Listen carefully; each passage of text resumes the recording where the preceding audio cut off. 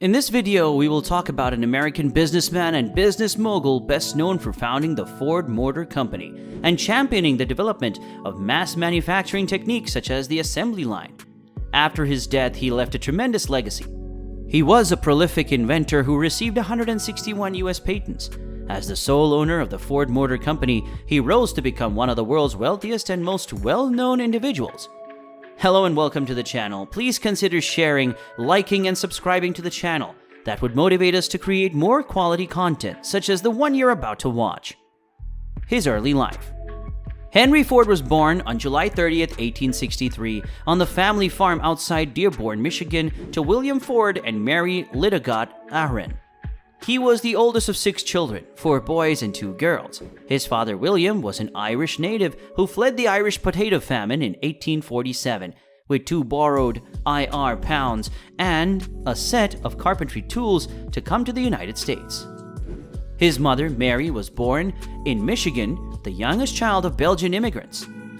The United States was in the midst of a civil war when Henry Ford was born. Ford attended the Scottish Settlement School and the Miller School, both of which had only one classroom. The Scottish Settlement School was later relocated to Ford's Greenfield village and opened to the public.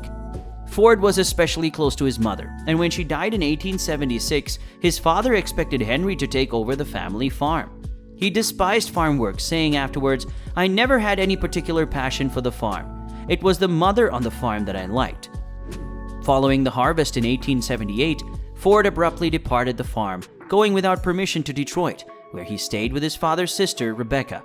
He obtained work at the Michigan Car Company Works, but was dismissed after 6 days and forced to return home. In 1879, William arranged for Henry to work as an apprentice at the James Flower and Brothers machine shop in Detroit for 9 months. He quit that job to work for the Detroit Dry Dock Company, a forerunner in iron ships, and Bessemer Steel. Because neither job paid him enough to afford his rent, he accepted a night job cleaning and fixing watches at a jeweler. In 1882, Henry Ford returned to the farm, where he ran a tiny movable steam threshing machine for a neighbor, the Westinghouse agricultural engine. He was very excellent at it, and the firm employed him to operate and repair engines built and marketed in Michigan and northern Ohio during the summers of 1883 and 1884. The road to the Model T. By the early 1890s, Ford was certain he would build a horseless vehicle. He didn't know enough about electricity, so he went to work for the Edison Illuminating Company in Detroit in September 1891. Ford was elevated to the chief engineer after the birth of his first and only son, Edsel, on November 6, 1893. By 1896, Ford had completed his first operational horseless carriage, dubbed a quadricycle. He sold it to fund the development of a better model, a dispatch cart. Ford submitted a patent for a carburetor on April 17, 1897, and the Detroit Automobile Company was founded on August 5, 1899. Ford resigned from the Edison Illuminating Company 10 days later. On January 12, 1900, the Detroit Automobile Company unveiled the delivery cart, Henry Ford's first commercial automobile, Ford Motor Company, and the Model T. In 1903, Ford founded the Ford Motor Company, declaring, "I will make a car for the vast multitude." He did so in October 1908, when the first Model T went off the assembly line. Ford numbered his models according to the letters of the alphabet. However, not all of them were produced. Initially priced at $950, the Model T gradually dropped to $280 throughout its 19-year production run. In the United States alone, about 15 million copies were sold, setting a record that would remain for the next 45 years. The Model T signaled the start of the motor age.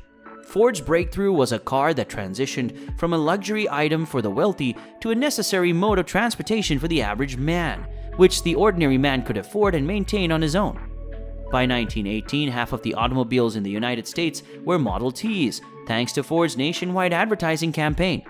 Every new Model T was painted black. Ford famously stated in his book, "Any customer can have an automobile painted any color he likes as long as it is black." While Ford did not originate the assembly line, he championed it and used it to transform American industrial processes.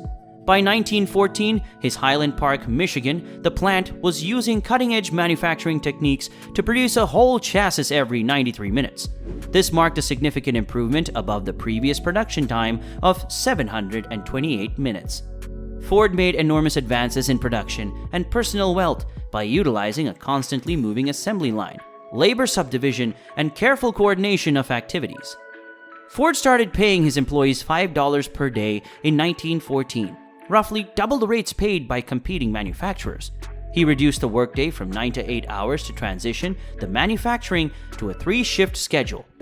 Ford's mass production methods would eventually enable the construction of a Model T every 24 seconds. His inventions made him a global celebrity. By 1926, dwindling Model T sales convinced Ford that a new model was required. Even as the manufacture of the Model T Ford came to an end on May 27, 1927, Ford was already hard at work developing its successor, the Model A. The Model A, the V8, and the Tri-Motor. Ford concentrated on the engine, chassis, and other mechanical elements when building the Model A. While his son Edsel developed the body, Ford, who had a little formal background in mechanical engineering, delegated much of the Model A's actual design to a competent team of engineers working under his guidance and careful supervision. In December 1927, the first successful Ford Model A was introduced. More than 4 million Model A's had gone off the assembly line by the time manufacture terminated in 1931. At this moment, Ford decided to follow General Motors' marketing lead and present annual model upgrades as a means of increasing sales. The Ford-owned Universal Credit Corporation grew into a large car financing operation during the 1930s. With the breakthrough flathead Ford V8, the first low-priced 8-cylinder engine, Ford turned the car industry on its head when the company's design was altered for 1932. For the next 20 years, variants of the flathead V8 would be employed in Ford automobiles with its power and dependability, making it a famous engine among hot rod manufacturers and car collectors. With his health deteriorating, Ford retired in September 1945 and handed over the president of the firm to his grandson, Henryford II. Henryford died on April 7, 1947 at the age of 83 of a brain hemorrhage at his Fairlane house in Dearborn, Michigan. At a public viewing held at Greenfield Village, more than 5,000 people each hour filled past his casket. Ford was laid to rest in Detroit's Ford Cemetery following funeral ceremonies at Detroit's Cathedral Church of St. Paul. Despite being known for the Model T, Ford was a restless guy with numerous side interests that led to successful inventions.